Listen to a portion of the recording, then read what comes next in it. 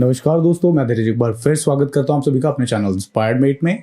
आज की इस वीडियो में हम लोग समझने वाले हैं पीएफ कॉन्ट्रिब्यूशंस के बारे में। तो जैसे कि आप सभी जानते हैं कि एम्प्लॉई और एम्प्लॉयर मतलब कि आपकी कंपनी, यानी कि एम्प्लॉई और एम्प्लॉयर दोनों मिलके 12% का कॉन्ट्रिब्यूशन पीएफ के अंदर करते हैं, जिसमें से जो एम्प्लॉई का 12% का कॉन्ट्रिब्यूशन है वो एम्प्लॉई की सैलरी से डिडक्ट होता है, और जो एम्प्लॉयर का 12% का कॉन्ट्रिब्यूशन होता है वो एम्प्लॉई की सैलरी के 12% के एक्स्ट्रा कंट्रीब्यूट करता है ईपीएफओ के अंदर। तो यहाँ पे क्वेश्चन ये उठता है कि जो एम्प्लॉयर एंड एम्प्लॉई दोनों मिलके 24% का कंट्रीब्यूशन करते हैं ईपीएफओ के अंदर, तो ये टोटल 24% का कंट्रीब्यूशन जाता कहाँ है। सो ज्यादातर लोग ये जानते हैं कि पीएफ स्कीम जो है वो एक सेविंग स्कीम है, लेकिन जिन लोगों को नहीं पता मैं उनको बता दूं कि ईपीएफओ 3 तरह के बेनिफिट प्रोवाइड करता है। पहला होता है employees provident fund scheme, second benefit है एम्प्लॉइज पेंशन स्कीम, और जो थर्ड बेनिफिट है वो है employee deposit link insurance scheme. जो प्रोविडेंट फंड स्कीम है वो एक सेविंग स्कीम है जिसमें एम्प्लॉय का पैसा जमा होता है और उस डिपॉजिटेड अमाउंट के अगेंस्ट ईपीएफओ एम्प्लॉय को इंटरेस्ट भी देती है। So that is a saving scheme. दूसरा जो बेनिफिट है वो है पेंशन स्कीम, और पेंशन स्कीम जो है वो एक रिटायरमेंट बेनिफिट है, यानी कि एम्प्लॉय के 58 ईयर्स के बाद, जब एम्प्लॉय 58 ईयर्स की एज अचीव कर लेता है, उसके बाद ईपीएफओ उसको मंथली एक amount as a pension provide करती है। So that is the retirement benefit, that is pension scheme benefit. तीसरा जो बेनिफिट है वो है employee deposit link insurance scheme, and that is a death benefit, यानी कि ये एक डेथ इंश्योरेंस है जो कि ईपीएफओ प्रोवाइड करती है उसके सभी रजिस्टर्ड मेंबर्स को। अभी ये जो स्कीम है वो तभी पिक्चर में आता है जब एम्प्लॉय की डेथ हो जाए, तो उसके जो नॉमिनी होते हैं उनको यहाँ से ईपीएफओ की तरफ से एक लमसम अमाउंट दिया जाता है। तो अगर ईपीएफओ ये 3 टाइप के बेनिफिट्स प्रोवाइड कर रही है, तो ये जो 24% का जो कंट्रीब्यूशन जो कि एम्प्लॉई और एम्प्लॉयर दोनों मिलके करते हैं ईपीएफओ के अंदर, तो इसका बाइफिकेशन कैसे होता है, यानी कि पेंशन स्कीम में कितना जाता है, ईडीएलआई के लिए कितना जाता है, और पीएफ स्कीम में कैसे जाता है, तो यही सारी चीजें हम समझेंगे आज की इस वीडियो में।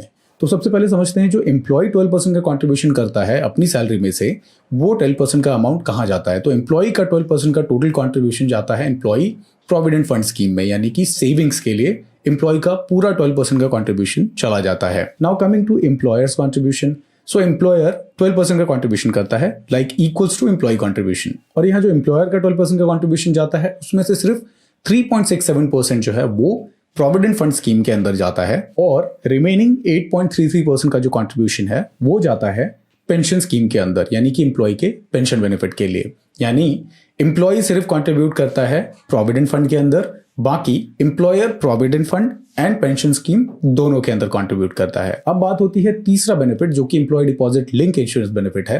तो उसमें कंट्रीब्यूशन कहां से जाता है। एम्प्लॉयर दोनों का 12% का तो कंट्रीब्यूशन हो गया। सो गाइज, एम्प्लॉयर जो है वो 1% एक्स्ट्रा का कॉस्ट बेयर करता है एम्प्लॉइज के लिए, और वो जो 1% का एक्स्ट्रा कॉस्ट है उसमें से 0.5% का जो कंट्रीब्यूशन है वो जाता है employee deposit link insurance scheme के अंदर, और वो जो 0.5% का जो कंट्रीब्यूशन है उसको आप इंश्योरेंस का प्रीमियम समझ लीजिए जो कि एम्प्लॉयर पे करता है हर एक एम्प्लॉय के लिए ईपीएफओ को, और जो रिमेनिंग 0.5% का कंट्रीब्यूशन है वो जाता है as PF admin charges. Employer को पीएफ एडमिन चार्जेस भी बेयर करना पड़ता है, उसका भी कॉस्ट बेयर करना पड़ता है, यानी कि ईपीएफओ जो पूरा एडमिनिस्ट्रेशन करता है एम्प्लॉयर के पीएफ अकाउंट्स का, एम्प्लॉई के जो यूएन नंबर्स हैं, पीएफ कॉन्ट्रीब्यूशंस हैं, जो पीएफ स्कीम है, वो सभी चीजों का एडमिनिस्ट्रेशन, रख रखाव, उन सभी चीजों को करने के लिए जो ईपीएफओ है 0.5% का पीएफ एडमिन चार्ज लेता है एम्प्लॉयर से हर एक एम्प्लॉय के लिए। सो इस तरीके से टोटल कंट्रीब्यूशन जो है अलग अलग अकाउंट्स के अंदर जाता है। सो जो ईपीएफ यानी प्रोविडेंट फंड का जो पैसा जाता है वो जाता है अकाउंट नंबर 1 में,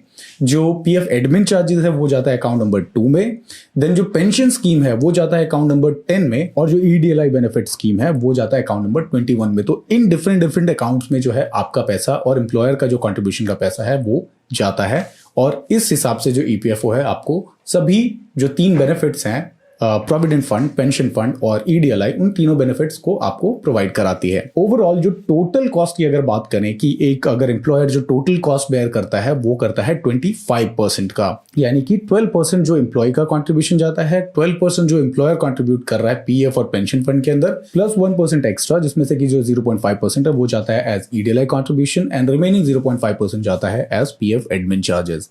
सो यही है सारा का सारा पीएफ का कंट्रीब्यूशन का फंडा जो कि इन डिफरेंट अकाउंट्स में जाता है। तो आई होप कि आप लोगों को ये नॉलेज पसंद आई होगी, और अगर आपको ये वीडियो पसंद आई है तो प्लीज शेयर करिए वीडियो को और चैनल को सब्सक्राइब करना मत भूलिएगा। Thank you so much for watching this video guys. Have a good day, bye bye.